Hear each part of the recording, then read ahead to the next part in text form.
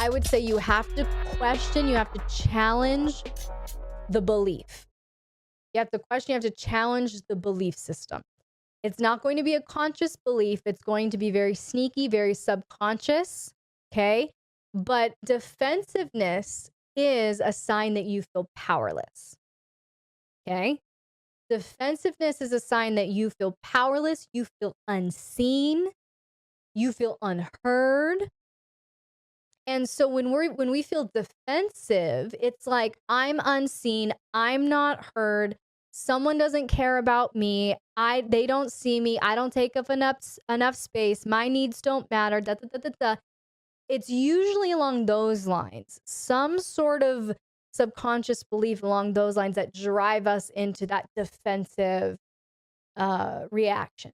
How do we avoid that? Is when you feel that, first, acknowledge where you feel it in your body. When you feel defensive and you want to, where are you feeling it in your body? You feel it in your throat? Do you feel it in your gut? Do you feel this kinetic hot energy throughout your limbs or body? Where do you feel it? Okay. Because usually that's the easiest, quickest way for us to acknowledge I'm dysregulated, I'm triggered, something is activated. It can be very tricky to come up with a thought in the moment or even an emotion, cognitively, identify an emotion. So the body sensation is going to be the first thing. If you can have enough self-awareness where you realize, okay, when I feel defensive, this is how it feels in my body. That's step number one. Step number two is whenever you feel that feeling in your body, I want you to go, what belief is going on right now? What belief is going on?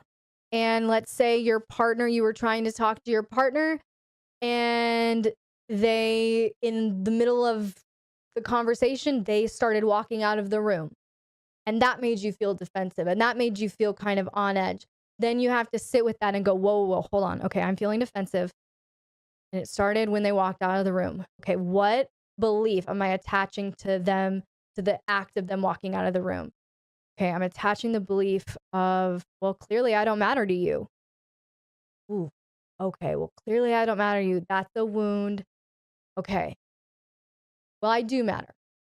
And then you have to identify the belief, and then you have to push back at the belief because you can choose. You can choose what do you want to believe instead. Instead of my partner doesn't care about me, instead of I don't matter, instead of I don't take up enough space for my needs to matter, whatever it is, what do you want to believe instead? My partner is really distracted today and they didn't even realize what they were doing. I want to believe that instead because it's not about me. It's not about me.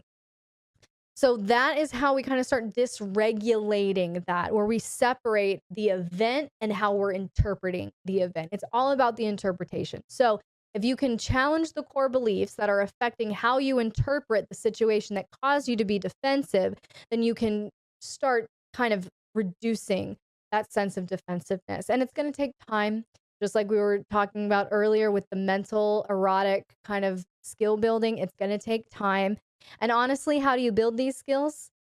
You run into situations where you get defensive and you work through it over and over and over again until one day you go, wait a minute, a year ago that made me defensive, but now it didn't. And you fucking celebrate. For me, one of the biggest things is like when I start to feel childlike small, like I can feel feminine and soft and small and still feel powerful and fucking badass.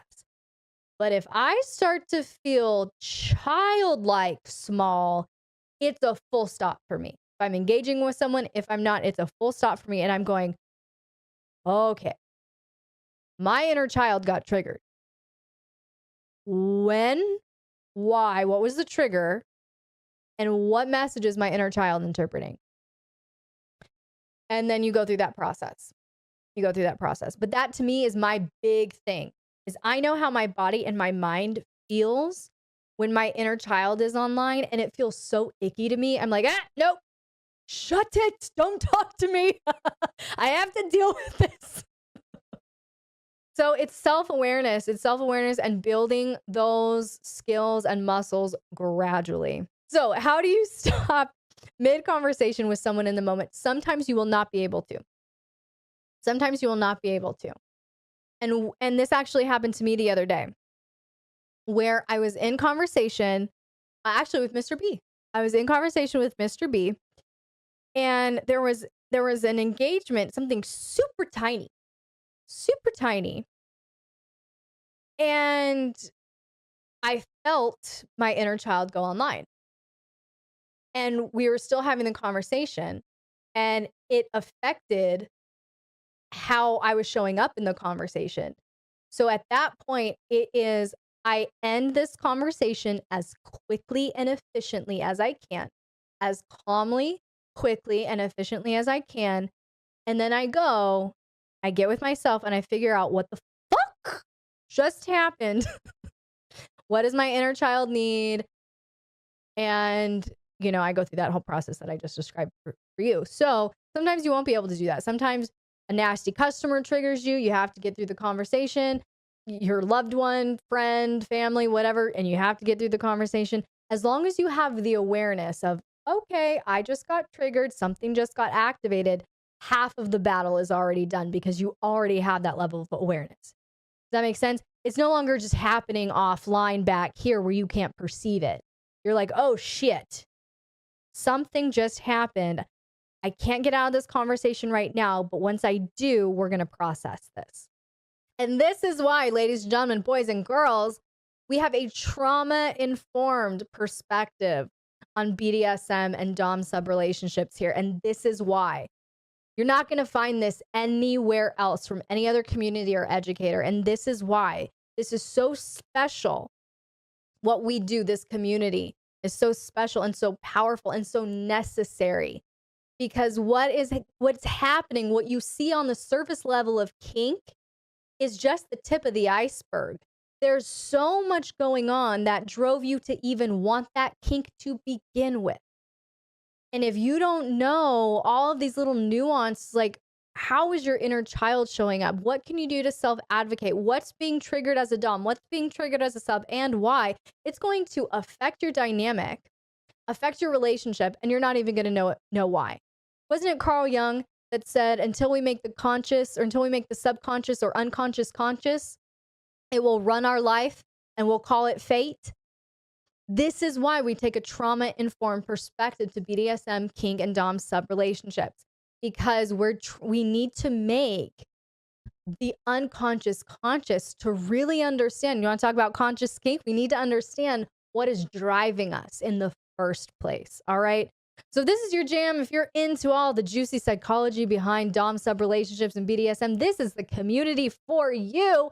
Join us over at patreon.com/LXerotica. All right.